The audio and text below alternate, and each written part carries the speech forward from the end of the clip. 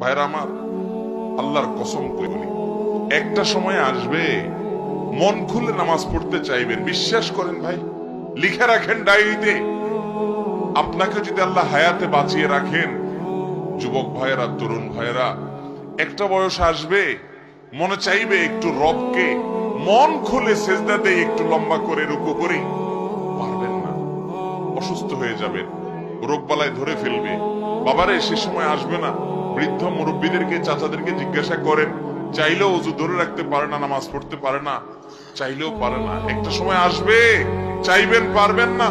নামাজটাকে সুন্দর করেন, সময় মতো পড়েন, অনেক রাকাত নামাজ পড়বেন, নফল নামাজ পড়বেন। এটার চেয়ে উত্তম হলো ফরজটা পড়লেন, মূল সুন্নত গুলাই পড়লেন, কিন্তু ধীরস্থিরতার সাথে পড়লেন।